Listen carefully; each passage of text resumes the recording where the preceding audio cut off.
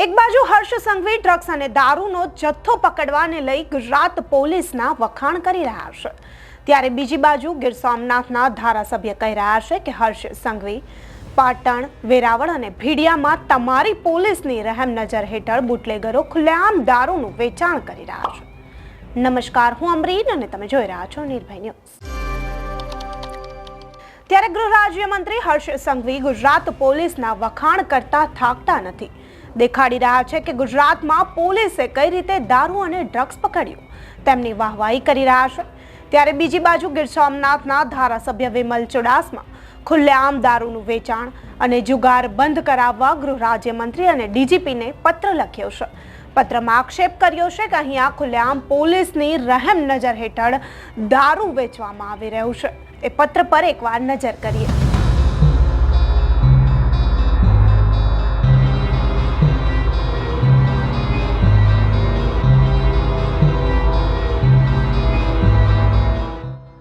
તો પત્ર લખ્યા બાદ ગીર સોમનાથના ધારાસભ્ય વિમલ ચુડાસમા વધુમાં આ મુદ્દે શું કહી રહ્યા છે તે જોઈએ। ગુજરાત રાજ્યના ડીજીપી શ્રીને અને ગુજરાત રાજ્યના ગૃહપ્રધાનને પત્ર લખ્યો છે કે તાત્કાલિક ધોરણે આ બધું બંધ કરવામાં આવે છે। એસપીને ફોન કરવા છતાં પણ અને જાણ કરવા છતાં પણ આજે પણ એની પરિસ્થિતિ ચાલી રહી છે। એટલે મને એવું લાગી રહ્યું છે કે આ પણ એસપી શ્રીની પણ મીઠી નજર નીચે ચાલી રહ્યું છે, કારણ કે એસપી શ્રીની મીઠી નજર નીચે ચાલી રહ્યું હોય તો જ એને મેં ટેલિફોનિક વાત કરેલી અને ટેલિફોનિક તો વાત કરેલી પણ વોટ્સઅપ થ્રુ એ એપ્લિકેશન જે લખેલી છે અરજી એ પણ એમને મોકલી, છતાં પણ એને એ પરિસ્થિતિ આજે ચાલી રહી છે।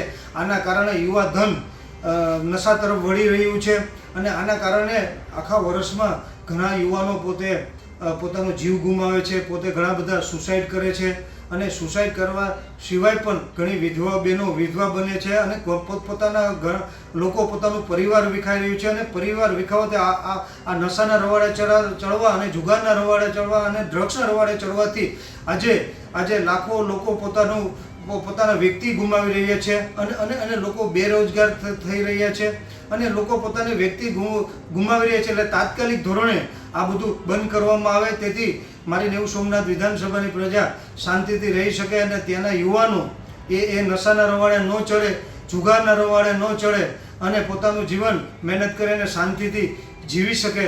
તેથી તાત્કાલિક ધોરણે મેં ડીજીપીને ગાંધીનગર શ્રીને લેટર લખેલો અને ગૃહપ્રધાનને પણ લેટર લખેલો કે તાત્કાલિક ધોરણે સ્પેશિયલ બ્રાન્ચની ટીમ મોકલવામાં આવે અને આને બંધ કરાવવામાં આવે। જો બંધ કરવામાં નહીં આવે તો ગાંધી ચિંધ્યા માગે અમારે આંદોલન કરવું પડશે, જરૂર પડે તો જનતાને લઈ અને રેડ પાડવી પડશે અને જો જરૂર પડે છે તો રેલી અને આવેદનપત્રો પણ દેવું પડશે। તેમાં જરાય પીછેહટ નહીં કરીએ। તો વિમલ ચુડાસમાએ ભાજપના ભ્રષ્ટાચારને જે રીતે ખુલ્લો પાડ્યો, પત્ર લખ્યો, વિડીયો બનાવ્યો તે વિશે તમારું શું કહેવું છે તેમને કમેન્ટ કરી ચોક્કસથી જણાવજો તથા અમારી ચેનલ નિર્ભય ન્યૂઝને લાઇક, શેર અને સબસ્ક્રાઇબ કરવાનું ભૂલશો નહીં। આભાર।